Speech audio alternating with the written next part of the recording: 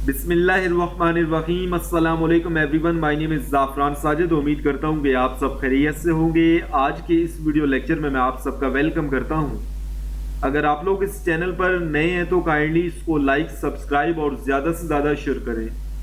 आज के इस वीडियो लेक्चर में हम MTH 603 न्यूमेरिकल एनालिसिस के क्विज नंबर 4 का वेरीफाइड सोल्यूशन आप लोगों के साथ शेयर करेंगे। ये क्विज नंबर 4 का पहला सेट है। इसके बाद हम मजीद 5 से 6 सेट्स का वेरीफाइड सोल्यूशन अपने चैनल पे अपलोड करेंगे। इन सारे सेट्स को देखने के बाद आप क्विज नंबर 3 के रिमेनिंग सेट्स को इजीली सॉल्व कर सकते हैं। ओके, स्टार्ट करते हैं। सबसे पहले यहाँ पर कुछ बेसिक इंस्ट्रक्शंस हैं, आप काइंडली इनको एक नज़र देख लें ताकि आपके नंबर डिडक्ट ना हो। मैं क्वेश्चन नंबर 1 पे मूव करता हूँ। Okay, this is question number 1। यहाँ पर डेट भी मेंशन्ड है और टाइम भी मेंशन्ड है, आप इसे देख सकते हैं। Question number 1 is geometrically the definite integral of any continuous function f of x in the interval a b, जो कि एक क्लोज्ड इंटरवल है, गिव्स डैश।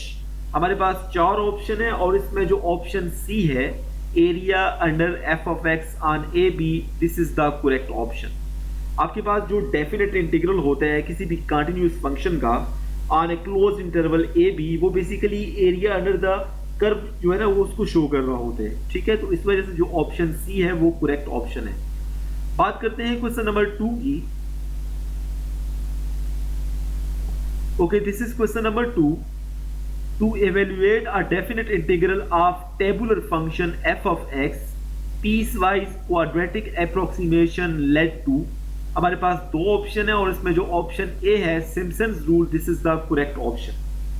अच्छा, वो क्या कह रहे हैं कि आपके पास अगर एक फंक्शन जो कि टेबुलर फॉर्म में गिवन है, मतलब जो फंक्शन है वो मैथमेटिकल फॉर्म में गिवन नहीं है बल्कि सेट ऑफ डिस्क्रीट पॉइंट्स हैं जो कि किसी फंक्शन को रिप्रेजेंट कर रहे हैं। और इस केस में अगर आपने उस फंक्शन का इंटीग्रेशन फाइंड करना है, डेफिनेट इंटीग्रल फाइंड करना है, और आपके पास क्वाड्रेटिक अप्रोक्सीमेशन जो होती है ना वो सिर्फ सिम्पसन्स 1/3 रूल में यूज होती है, तो इस वजह से जो ऑप्शन ए है वो करेक्ट ऑप्शन है। बात करते हैं क्वेश्चन नंबर 3 की। Okay, this is question number 3। Given that dy by dx is equal to xy to raise power 1/3 with the initial condition y naught is equal to 1 at x naught is equal to 1 and h is equal to 0.1, then k1 of RK method is। तो आपको RK method के अंदर जो K1, K2, K3 और K4 के formulas हैं वो आने चाहिए। देखिए, अगर आपको K1 का फार्मूला आता है तो आप इन गिवन डाटा को और इस डिफरेंशियल इक्वेशन को यूज करके आप K1 की वैल्यू फाइंड कर सकते हैं। अभी मेरे पास ग्राफिक टेबलेट है नहीं, जिसकी वजह से मैं अभी यहाँ पे सॉल्व कर नहीं सकता। तो आपने क्या करना है कि RK मेथड के अंदर जो K1 की वैल्यू है, K1 is equal to H time F of xi, yi। ठीक है, तो यहाँ पे आप x नॉट और y नॉट को हमने यूज करना है, तो i की वैल्यू 1 यूज करेंगे हम। ठीक है, 0 यूज करेंगे। ठीक है, तो यहाँ पर आपने k1 की वैल्यू फाइंड करनी है जो कि 0.1 के बराबर आती है। सही है, मैं यहाँ से आपको हैंडआउट्स को ओपन करके दिखा देता हूँ। RK मेथड को यहाँ से मैं ओपन करूंगा और यहाँ से मैं आपको फार्मूला दिखाऊंगा k1 का। तो इस तरह से K2, K3 ये सारे फार्मूलाज आप याद रख लें और ये जो फार्मूलाज हैं इनको यूज करके काफी सारे क्वेश्चन जो है आप सॉल्व कर सकते हैं। ओके, ये हमारे पास K1 का फार्मूला है, H time F of Tn, Yn। तो डिफरेंशियल इक्वेशन के अंदर अगर y और t यूज हुआ है तो फिर ये वाला K1 का फार्मूला होगा। अगर x और y यूज हुआ है, जैसे कि हमारे क्वेश्चन के अंदर x और y यूज हुआ है, dy by dx है, तो फिर Tn की जगह पे xn होगा। ठीक है, तो n की जगह पे आप 0 पुट कर दें, तो h time f of t not, y not. तो इस तरह से आप जो है ना वो K1 की वैल्यू इजीली फाइंड कर सकते हैं। ओके, इसका जो करेक्ट ऑप्शन है वो ऑप्शन बी है। इसको आप सॉल्व कर लीजिएगा तो आपको इजीली इसका जो है वो आंसर मिल जाएगा। ओके, बात करते हैं क्वेश्चन नंबर 4 की। Okay, this is question number 4। यहाँ पर थोड़ी सी टाइपिंग मिस्टेक है। ये जो y के साथ n+1 लिखा है, this should be in subscript of y। So yn+1 is equal to yn plus 1/6 time k1 plus 2k2 plus 2k3 plus k4 is known as। Okay, this is basically a formula for RK method। ठीक है, तो option A जो है वो correct option है। बात करते हैं क्वेश्चन नंबर 5 की। Okay, this is question number 5। Question number 5 बहुत आसान सा क्वेश्चन है। The area of a trapezoid is obtained by adding the area of rectangle and a triangle. अगर आपको ट्रेपेजॉइडल मेथड की अंडरस्टैंडिंग है तो ट्रेपेजॉइडल मेथड में हम जब उसको सॉल्व करते हैं तो उसमें हम क्या करते हैं कि रेक्टेंगल का एरिया और ट्राइंगल का जो एरिया होता है उसको सम करते हैं, तो हमें ओवरऑल जो है ना वो एरिया अंडर द कर्व जो है वो मिल जाता है। तो इसमें जो ऑप्शन बी है वो करेक्ट ऑप्शन है। बात करते हैं क्वेश्चन नंबर 6 की। क्वेश्चन नंबर 6 भी बहुत आसान सा क्वेश्चन है। Trapezoidal and Simpson's integrations are just a linear combination of values of given function at different values of the variable। तो अगर आपने सिम्पसन्स और ट्रेपेजॉइडल के फार्मूलाज को देखा है तो उन फार्मूलाज के अंदर आपको y0, y1, y2, y3 ये सारी वैल्यूज नजर आएंगी। तो ये जो y0, y1, y2 वैल्यूज हैं ये x की किसी वैल्यूज के ऊपर हमें फंक्शन वैल्यू दे रहे हैं, ठीक है। तो x जो होता है वो इंडिपेंडेंट वेरिएबल होता है, तो इसमें जो ऑप्शन सी है वो करेक्ट ऑप्शन है। बात करते हैं क्वेश्चन नंबर 7 की। Question number 7 is okay, this is question number 7। ये स्टेटमेंट थोड़ी सी लेंथी है लेकिन इसको आपने अंडरस्टैंड करना है। To evaluate numerically a double integral over a rectangular region bounded by the lines x is equal to a, x is equal to b, y is equal to c and y is equal to d, we shall imply either trapezoidal rule or Simpson's rule repeatedly with respect to one variable at a time। तो ये basically एक पूरी statement जो है वो आपके handout से उठाई गई है, ठीक है। तो इसका जो करेक्ट ऑप्शन है वो ऑप्शन ए है। बात करते हैं क्वेश्चन नंबर 8 की। क्वेश्चन नंबर 8 बहुत आसान सा क्वेश्चन है। If yn plus 1 is equal to yn plus 1 by 6 times k1 plus 2k2 plus 2k3 plus k4 then k3 is। तो K3 का फार्मूला उसने हमसे पूछा है, ठीक है। तो ये आपके पास जो ऑप्शन डी में एक्सप्रेशन गिवन है ये बेसिकली K3 का फार्मूला है।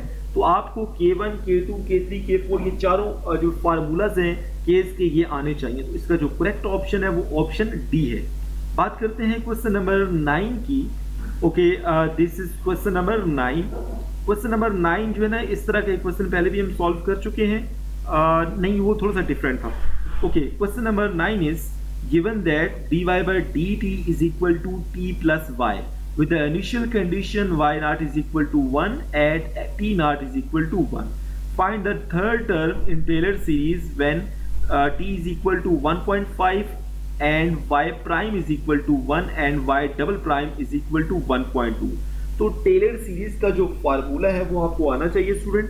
मैं आपको टेलर सीरीज का फार्मूला यहाँ से दिखा देता हूँ और उस फार्मूला की जो तीसरी टर्म है फॉर द गिवन डाटा वो आपने फाइंड करनी है, वो आपसे पूछी गई है। ओके, तो यहाँ पर इसका जो फार्मूला है टेलर सीरीज का हम देख लेते हैं सबसे पहले, और इसी फार्मूला को यूज करके हमने जो तीसरी टर्म है वो हमने फाइंड करनी है। ये बेसिकली एग्जाम्पल है जो हमसे पूछी गई है वहाँ पे, ठीक है। अच्छा, यहाँ पे टेलर सीरीज का ये वाला जो फार्मूला है, इस फार्मूला की जो तीसरी टर्म है यहाँ पर t की वैल्यू आपने पुट करनी है, t नॉट की वैल्यू पुट करनी है, 2 फैक्टोरियल 2 के बराबर होता है, y double prime of t not ये हमारे पास गिवन है। तो सिर्फ तीसरी टर्म हमसे पूछी गई है, तो हमारे पास यहाँ पे इसको आप सॉल्व करें तो यहाँ से मैं आपको दिखा देता हूँ। इसका जो करेक्ट ऑप्शन मैं आपको बता देता हूँ। इसका जो करेक्ट ऑप्शन मेरे ख्याल से है वो 0.15 है, लेकिन यहाँ पे गिवन नहीं है। तो 0.15 जो है ना वो ये ऑप्शन डी जो है ना ये 0.1 है, तो 5 हो सकता है उसने जो है ना वो राउंड ऑफ कर दिया हो। तो इस वजह से जो ऑप्शन डी है वो करेक्ट ऑप्शन है, ठीक है। तो यहाँ पर y double prime of T not हमारे पास 1.2 के बराबर है, टी नॉट की वैल्यू 1 है और टी की वैल्यू 1.5 है। सारी वैल्यूज उस तीसरी टर्म के अंदर पुट करें तो हमें जो है ना 0.15 आंसर मिलता है, ठीक है। तो यहाँ पे ऑप्शन डी जो है वो 0.1 है, तो इसी को हम करेक्ट जो है ना वो मान लेते हैं। बात करते हैं क्वेश्चन नंबर 10 की। ये इस सेट का आखिरी क्वेश्चन है। If dy by dx is equal to y plus x divided by y minus x, y naught 1 at x naught is equal to 0 and h is equal to 0.2, then k2 of RK method is। सबसे पहले आपको k1 find करना है। k1 की value जो है ना वो k2 के फार्मूला के अंदर यूज होती है। तो मैं आपको k2 का फार्मूला बता देता हूँ स्टूडेंट। तो इसका जो आंसर आता है वो 0.24 आता है, लेकिन यहाँ पे ऐसा कोई गिवन नहीं है। तो 0.24 और 0.22 जो है ना ये इक्वल है, तो इस वजह से ऑप्शन डी जो है ना मेरे ख्याल से करेक्ट ऑप्शन है। मैं सबसे पहले आपको आर